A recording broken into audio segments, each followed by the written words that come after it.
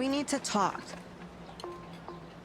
I didn't want to do this here, but you've left me no choice. Oh my God, May. This relationship has not been good for a long time. May, I'm eating brunch, dude. It's just not working. You know it, I know it, and it's time for you to move out. No, come on. I'm not asking, I'm telling. It's over, Pooh Bear.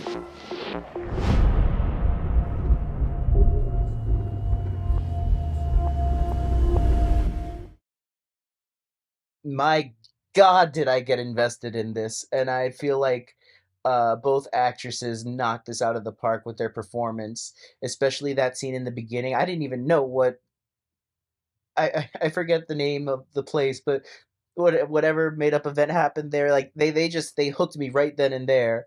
Um, so already the acting was top notch.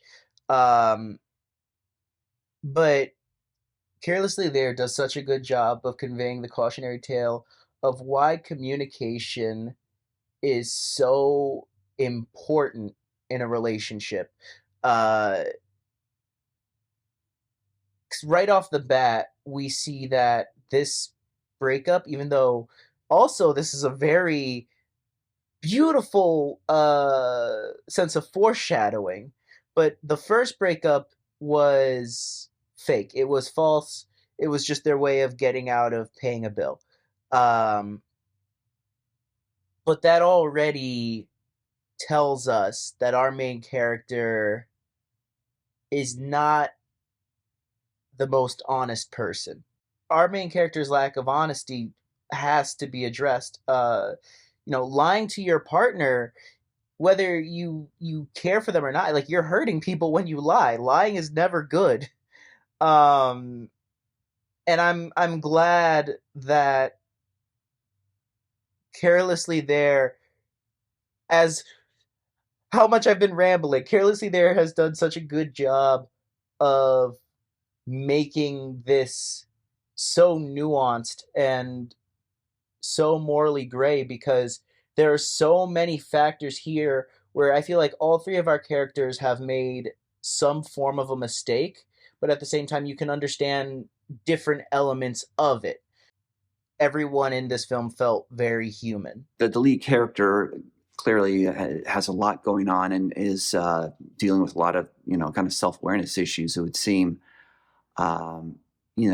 She's kind of with one girl, but then when she breaks up, she goes, and there's the whole thing of when she says he ended it, and the girl said, "I thought you chose me," and she says, "I do choose you." It was interesting because in that moment, she really did believe what she was saying, So clearly, this is a character with a lot of issues, and it's a very complicated situation. So it's a very interesting conflict that's being set up here with this film, and the actors all did a really nice job with it. It's very poignant as the characters navigate important moments within their romantic relationships. I think I really like the story structure and how the characters are introduced and presented to us. As a viewer, I thought things were going in one direction, and then having them shift reality over and over and over again really kept me on my toes and guessing what was going to happen next. And also, I think, made me feel more invested in the outcomes for the characters. And I think that story structure worked really well for this. I love films about karma, and this film really is a karmatic film. It's because Elaine kind of got everything she deserves. She doesn't think about anybody else's feelings but her own. So at the end, it's one where she gets everything she deserves for treating people like they have no feelings, that the world revolves around her. Films like this are ones that I know a lot of people like. They like the ones where there's justice at the end. And this is what happens when you cheat, where you're the other person and you always want to come first. It's kind of what cheaters deserve.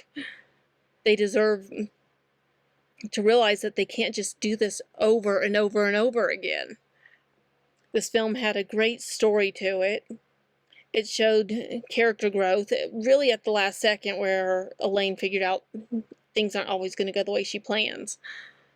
and that her actions do have consequences. Liked that they kind of did so many things. They had like the staged breakup, but you could clearly tell with their interaction in the alley, they were really good friends. They really enjoyed that. There's clearly something going on there.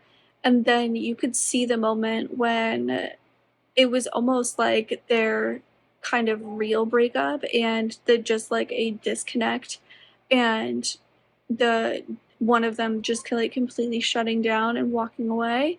And then you see this whole other section, this whole other part of her life where, you know, she lives with this boyfriend, and, you know, clearly their relationship is a little rocky, and, you know, then of course they have their big fight and they break up and everything.